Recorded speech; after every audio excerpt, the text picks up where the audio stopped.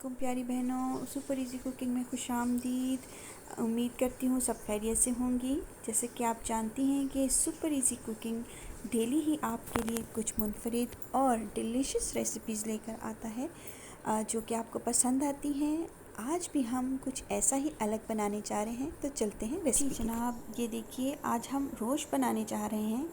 ये चांप है और इसके साथ हम डालेंगे एक छोटी सी प्याज, चंद मिर्चें, हरी मिर्चें और 4-5 जवे लहसुन के रोश में हम डालेंगे। इसके साथ डलेगा जी आलू की क्वांटिटी मैंने थोड़ी ज़्यादा रखी है क्योंकि मेरे बच्चे आलू शौक़ से खाते हैं। आप अपने हिसाब से देख लीजिए। सबसे पहले हमने कुकर में तेल डाल दिया 1 चम्मच, और ये जाम के पीस मैं इसके अंदर रख रही हूँ। इसके साथ मैं डालूँगी इसमें आलू डालूँगी, जवे डालूँगी लहसुन के, और हरी मिर्चें डालूँगी, और इसमें मैं सिर्फ़ और सिर्फ नमक डालूँगी और कोई मसाला इसमें मैंने नहीं डालना है।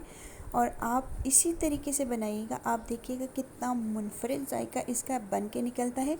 अच्छा, ऑयल में मैं इसलिए बना रही हूँ क्योंकि लाट जो है वो मेरे बच्चे पसंद नहीं करते, और बहुत सारे लोग ऐसे हैं जो पसंद नहीं करते, क्योंकि हमारी फैमिली में भी बहुत से लोग जो हैं वो अवॉइड करते हैं उसको, क्योंकि उनको इसकी स्मेल पसंद नहीं आती। तो इस वजह से मैं नॉर्मली जो है इसको ऑयल में ही बनाती हूँ और पसंद करती हूँ, या घी में या ऑयल में।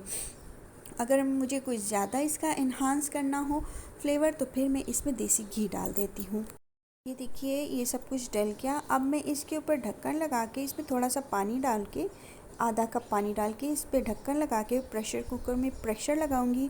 जब इसमें प्रेशर बन जाएगा तो फिर मैं इसकी आंच जो है वो मीडियम कर दूंगी, मीडियम टू स्लो कर दूंगी। और इसको मैंने 45 मिनट 50 मिनट पड़ा रहने देना है, ताकि हल्की आंच में पकता रहे।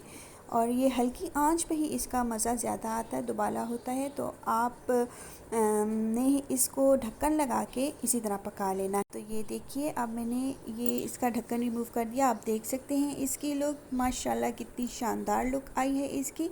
और अब ये बनके तैयार है। आपने इसको सिर्फ आलू को जो है मज़ीद थोड़ा सा रोस्ट कर लेना है इसके अंदर, और बस इसको अब आप डिश आउट करें और मज़े से इंजॉय करें। और इसके साथ आप चटनी सर्व करें, सैलेड सर्व करें, और ये बहुत ही टेस्टी बनता है। आप ज़रूर ट्राई कीजिएगा और मुझे कमेंट करके ज़रूर बताइएगा कि आपको ये इजी सुपर इजी रेसिपीज़ कैसी लग रही हैं। जज़ाकल्लाह, बहुत बहुत शुक्रिया देखने के लिए, और प्लीज़ कमेंट करके ज़रूर बताइएगा, और मेरे चैनल को सब्सक्राइब ज़रूर कर दीजिए। ये आपकी तरफ से प्यार है जो हमें मिलता है और हमारी एनर्जी को बढ़ाता है और हमें मज़ीद अच्छा काम करने की तरफ इनकरेज करता है। बहुत बहुत शुक्रिया, जज़ाकल्लाह, अल्लाह।